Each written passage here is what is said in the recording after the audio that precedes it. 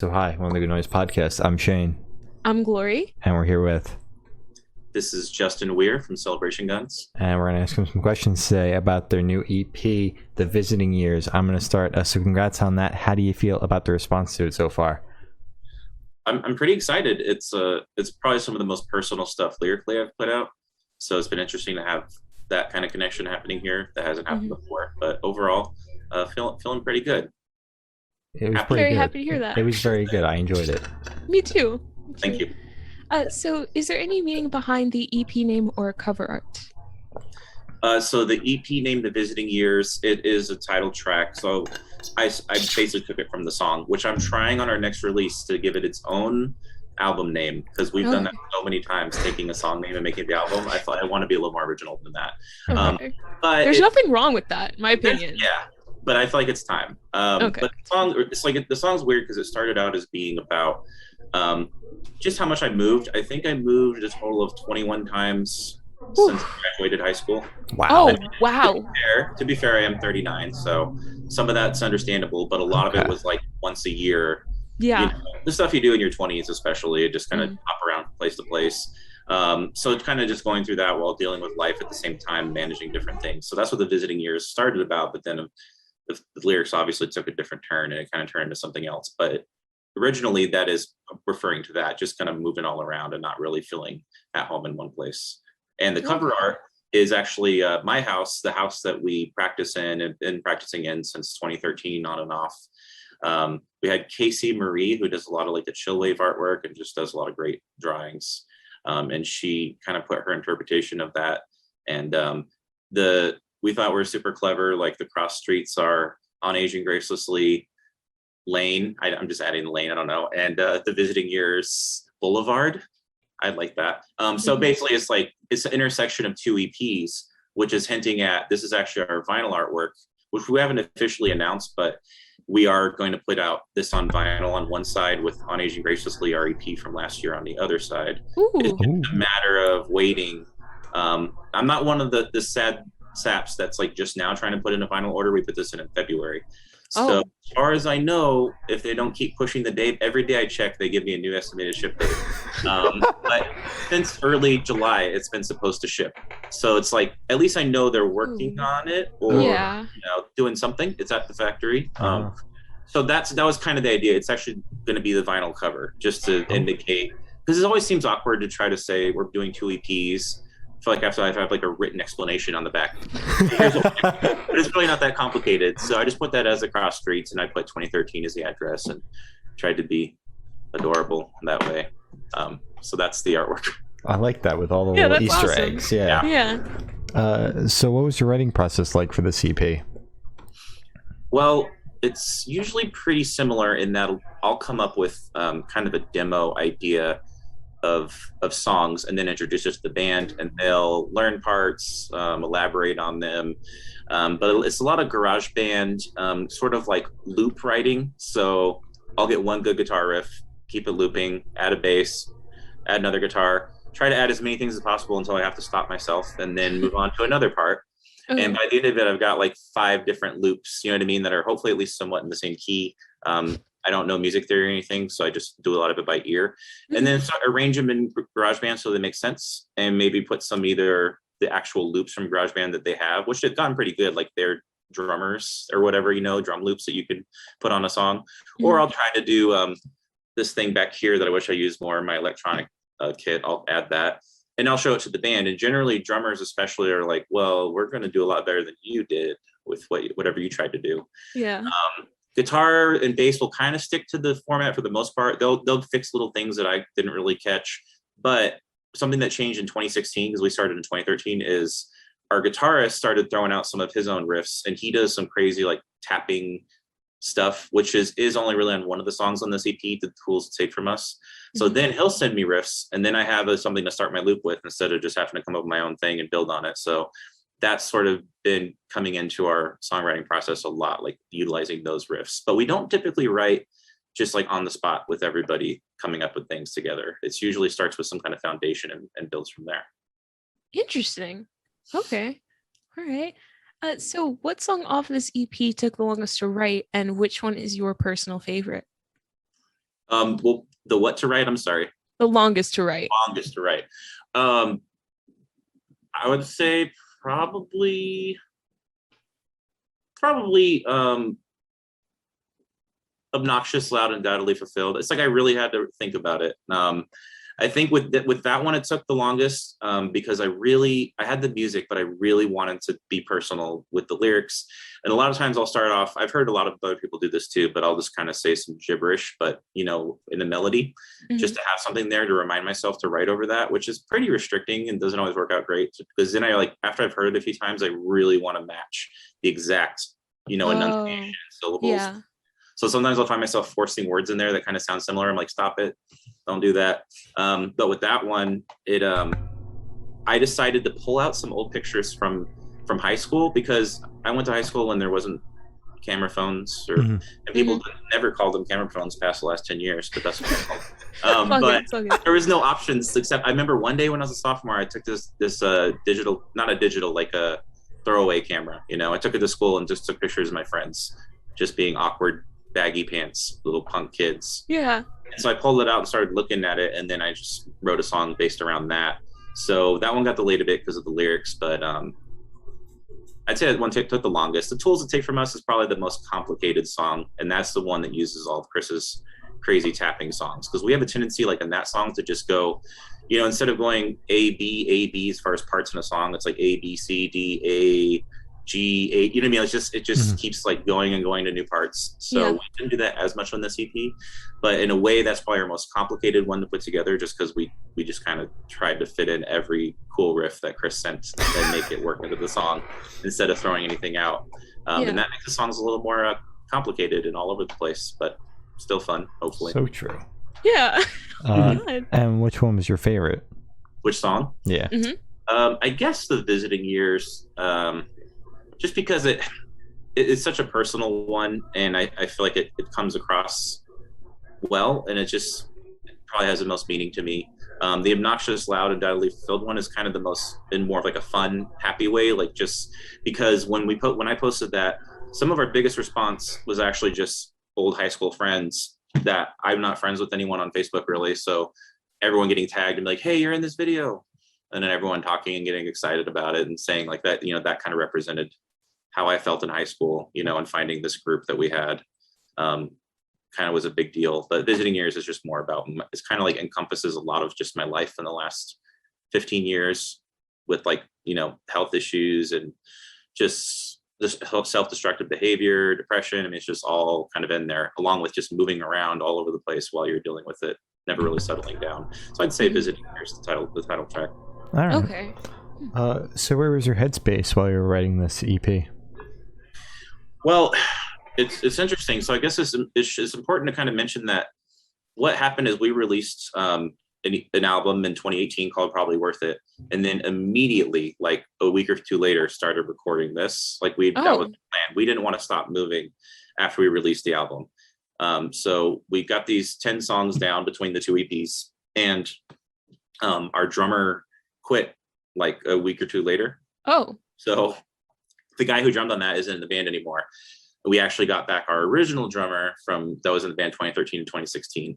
So it was sort of in like a rebuilding phase in a way, but also just a focus to be more personal, because I just think, hopefully most bands do this, but I'll just sit and think, what's something that we're like not really winning at, like as a band, like what would, if I looked on as an outsider, what would sort of like keep me from getting as invested? And I think maybe just not having the lyrics feel as personal, and maybe albums where my voice is a little more behind the music, just things like that. Like I really connect with like singers like the guy John Sampson, I think his name is, from the Weaker Thans, and David Bizan, and just like people who, which I don't think I'll ever be able to do as well as they do, but just kind of like tell a story or explain something in a way that makes you want to listen all the way through. So that was what was going through my head, especially for The Visiting Years and Obnoxious, Loud, and Undoubtedly Fulfilled.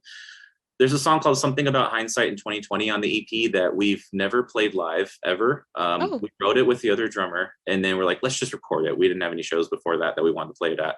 And then he quit. So our current drummer has never learned that song, but it has like I feel like it's like a Blink-182 pop punk beat that we've never done in a song before, really. that one probably, to be honest, has the least like real meaning, and lyrically it's just kind of like reflecting on nostalgia for like an old relationship, someone that kept popping up in my head. So that one I don't connect with as much, and I wasn't a huge part of the writing process. The tools it take from us, though, just to show that how long it's been since we wrote these songs. I wrote that song right after the Parkland shootings. Oh, wow. In February 2018. Yeah. So that was basically just like my middle finger to the NRA. Just how much they seem to be involved in politics and restricting any possibility of like safer gun laws, or, you know, the thing they do that they shouldn't be involved in. It always really bothered me. And I've just always just kind of hated guns. So I don't really see like the fetishization and where all that comes from. I don't want to be too extreme about it, but why not? Why not just say like, hey, I hate guns and I definitely hate the NRA. So what if we had, none of us had them? What if they didn't exist? That'd be pretty rad, actually. Yeah. I know they're here now, so, but like, let's try to be a little, you know, smart about how we manage who gets to have access and all that. So it's basically just like an angry response to Parkland. And I know not everyone feels that way. We haven't had a lot of like super strong pushback or anyone really caring, but although I did notice today that has the most thumbs downs of one of our videos on YouTube. Oh. Well, it's like, it's on there twice because we put it out on Comp in January, and then we put it out again on Chillwave when they put our EP up, and it was like 3 thumbs downs. And to me, like, apparently I've had it too easy, because to me that's like the most we've had on a video. So I was like, but then I realized that it could be the topic too. Yeah. So my headspace was based. I guess it's also another big thing happening then is I had just separated, because I was married at the time. So I had just separated around the time I wrote the 2 personal songs, Obnoxious and The Visiting Years. And by the time we record it, like, we still hadn't officially like divorced or anything. So the whole process between writing them to recording them, that was just hanging over my head a little bit. So, and there's really no songs that have anything to do with that on this album, just because of the timing. We have a new one that we're already working on mixing. That's what I'm saying. That's what we do. Like, just immediately jump onto a new thing. So that'll probably come out next year. That one got a few of those songs, but this one, that wasn't really at the top of my priorities for writing at the time. So I guess there was a lot of different headspace things happening. That's a good question. So much going on. Oh my God! All right, and you don't stop. Like, I don't want, like, I've gotten in the place where I feel like I have to, if I want the band to keep showing up as they have, besides like the drummer switch out and back and forth, they've been showing up for 8 years now. I don't like asking them to come to practice if I don't have something we're going to actually work on, whether it's learning a new song, or usually it works because we're practicing for a show or something, and that's easy enough. When COVID happened, that's when we started writing this album, because we knew we couldn't play shows, and I wanted to keep everyone still getting together. So that's kind of why there's always new stuff coming out. Also, we just love recording and writing, and we're not super picky. Like, I know some bands will probably just like spend forever going back to the drawing board and changing songs. We'll have a few practices of kind of refining it, and then just sit with it and keep it. And that's just how it ends up. Maybe a few things change in the studio, but usually stays pretty close to the same as it started. Interesting. Okay. I've never heard that before. A lot is just kind of pick and choose and then just toss everything away. Yeah, that's it's really like, interesting. we're going to take 2 years to write this record and then throw the entire thing away. Yeah, that sounds really depressing. I would feel too bad. But then again, I'm writing all these demos, so I mean, we could have 4 more albums probably just with all the demos of songs. Oh my God! We didn't end up using, or I didn't even show the band because I knew they weren't right. So I'm just, I do the front end side of it, of like being picky about what we actually end up learning. So that helps a little bit. Right. Okay, interesting. So how do you recommend your fans to listen to this record for the first time? Should they put it on at a party? Should they work out to it? Should they turn off the lights, put on some headphones, and just kind of listen to it? What do you recommend? I've heard a few people say like it's a good driving, like, road trip thing to listen to. I can kind of see that. Definitely would be good to listen to in headphones, just because, I mean, like any band will probably feel, there's so many little things that people are never going to notice, but were so important while composing the song, or little things you added in the studio. So headphones would be great too, just to actually really appreciate it. But honestly, anything that's just, if you want to feel like nostalgic, or if you want to like rock out, but not like super heavy hard rock, because we have none of that. We're soft. We barely ever use distortion. So if you're feeling like sort of like chill, but we want to be energetic. So there will never be. Whatever you're doing, just listen. There will never be any blast beats or chug riffs in the songs. No, we need some chugs. We're tempted to like mess with that a little bit, get heavier, but it never really happens. We need the chugs. We need the chug riffs. Yeah. Yes, a chug probably will not happen. Oh man, what? I've already did that years ago when I played in like metalcore bands and stuff. You gotta bring it back. We're gonna make chug riffs cool again in 2021. Right. Yeah. Just to vote on the current wave of that. I don't know what's going on. So this question should be super, super quick. Off the top of your head, I want you to describe the CP for new listeners in 3 words, no more, no less. Nostalgic bummer head trip. Okay. That's pretty good. 3. Yes. Yeah. I like head trip. I didn't really find anything really like I hesitated because I didn't have anything super like happy or positive in there with those 3 words, but that's okay. They're kind of like neutral. Yeah. Some of them are. Yeah. You know, so it's good. That's good. Didn't sound like the EP like writing process or headspace is all that happy either, so I don't really expect any happy words to describe it. Rainbows, and unicorns. Yeah. Exactly. Yeah. So is there a certain feeling or emotion you want this EP to invoke in your listeners? Oh wow. I feel like I don't want to be as sad as what I just said the 3 words were, but I guess just like how about inspiration? On the rare occasion someone will actually say that they, it made them feel inspired or whatever to create something. I really like that. And like thoughtful, like sort of like looking inside and like reflecting. I think that's about it. I don't really want anyone to feel sad, but like I said, nostalgia is always something that I go back to. So I'm sure that's inevitably going to come up as one of the feelings as well. All right. That's good. So what band or artist influence do you think you can hear the most on the CP? Man, that's really tough. It shouldn't be. Do bands usually have a really hard time with this question? We've stopped asking it. Yeah, we've just now put it back in. I mean, if I just like general, I'm like looking through my Apple Music to see what was I listening to. General like Midwest emo. I mean, and to me that means a lot of like the clean noodly guitars with some dramatic moments. I mean, American Football is an easy one, but that LP3, I don't know if that had come out yet by 2018, but I even liked LP2, which most people say they don't for some reason, but they sort of get that same vibe that I always want to find.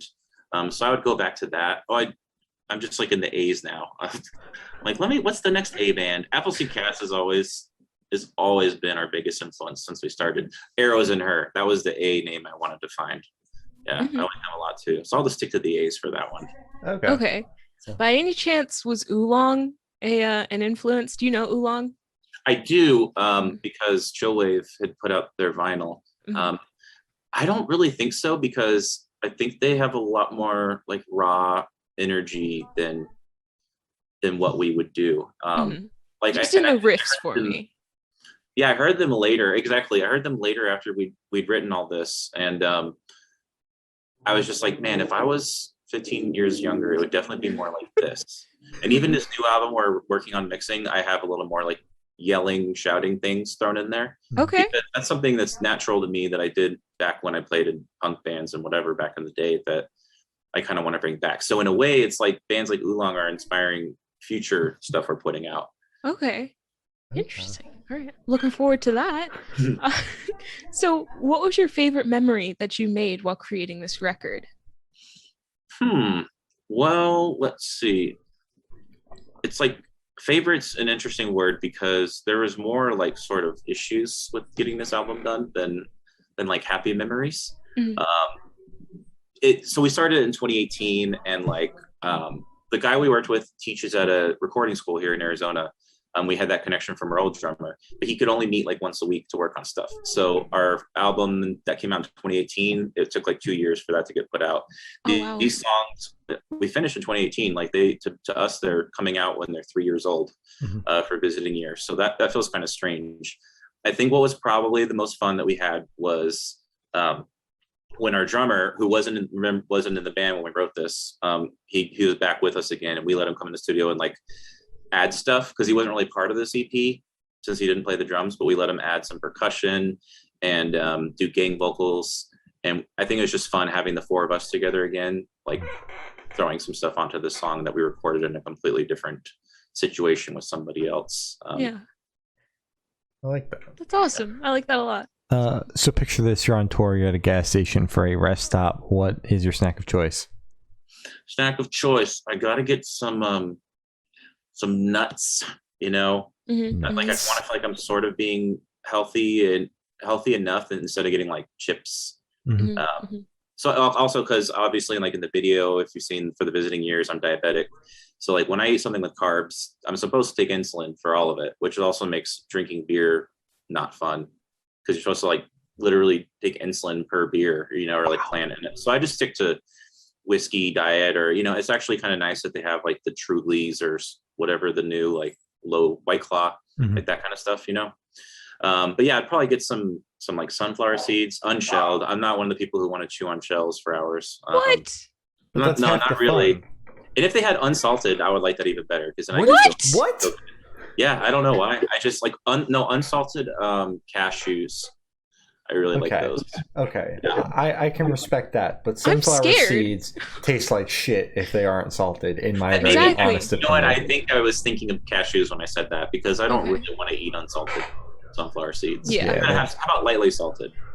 Like I'd be okay with lightly salted. Yeah. You know, at least that's there's something all the on store there. has. Yeah. Something like that. And then like a diet soda, preferably not Coke. I like sparkling ice. If you guys have that where you're at.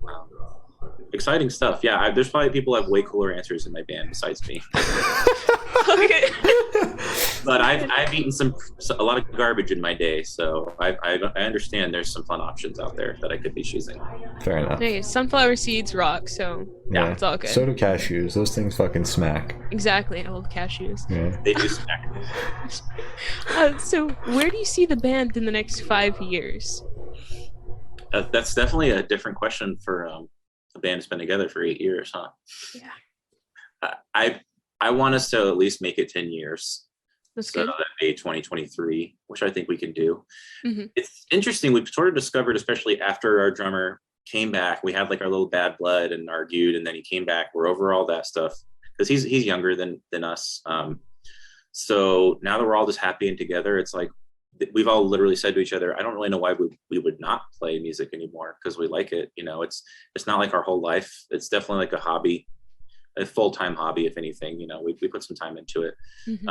But I'd see us possibly still together, at least putting out a couple more albums by then within the next 5 years. We already got one for next year. Yeah. Probably just staying together unless there's some big reason, like when everyone starts having kids and stuff, maybe that'll change things.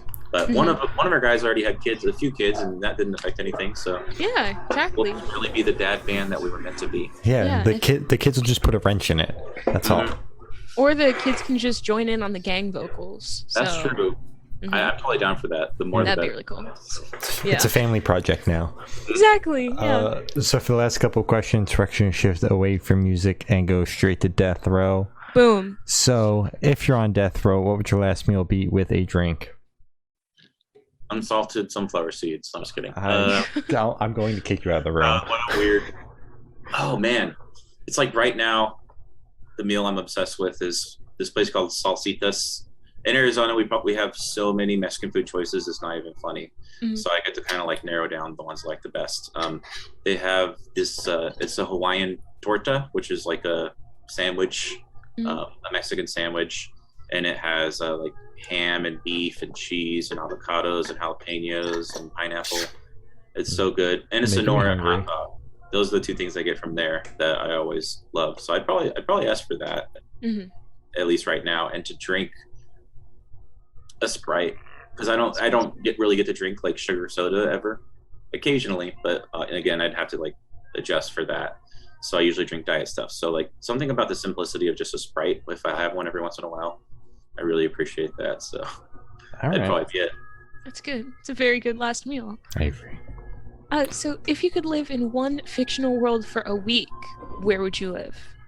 oh man, I feel like I'm really bad at these kind of things. I'm trying to think of like a TV show or something that I really like. How about let's just say I'll live in Tree Hill, North Carolina. Okay. Do you know what that? Do you know the reference? No. One Tree Hill, the show. Oh, You know it, Shane? I know the show. I haven't watched it.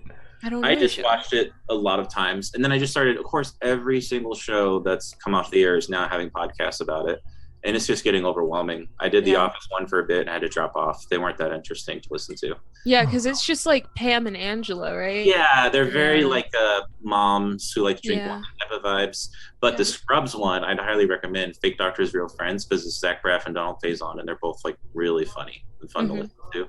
So I do a lot of like watching along the episodes. But there's a One Tree Hill one that just dropped. I've already seen it through the 9 seasons 3 times. I don't know why. I mean, I have a thing for bad teen dramas, but it's like I feel like I just know that world and I know who I'd want to hang out with. So sorry for the very old reference, but that was the first thing that came to mind. It's all good. I just want to say I feel like the Office one would do better if like Michael was thrown in it, or even like Jim, because then I'd be able to be like, oh yeah, funny. Well, yeah, there's definitely a need for a little more funny, I would say, that one. Yeah, Jim's got his own like YouTube franchise news thing that he's doing over there. Yeah. So I've found of asking the last question, and every single person who's spoken to has said that it is the most important question. Sweet. What is your favorite color? Brown. Okay. We haven't gotten that one in like. I guess there is brown out there. Okay. Specific shade of brown, is that? What? This is very southwestern. My parents gave me this for like a guest bed, and it this was their comforter choice. Okay. But I have my house has a lot of brown, and like brown and light blue tend to be my favorite. Okay. All right. I can work with that. So as I said, that's all the questions we have today. Is there anything that you would like to plug? Just let's see. I mean, there's shows in Arizona. I don't know if that's going to be that interesting. You could mention the vinyl, because again, we haven't officially said anything, and I probably won't repost it and be like, we're gonna have vinyl, oh my god. But if you guys want to just shout that out, that's coming soon. I'll make it the clip.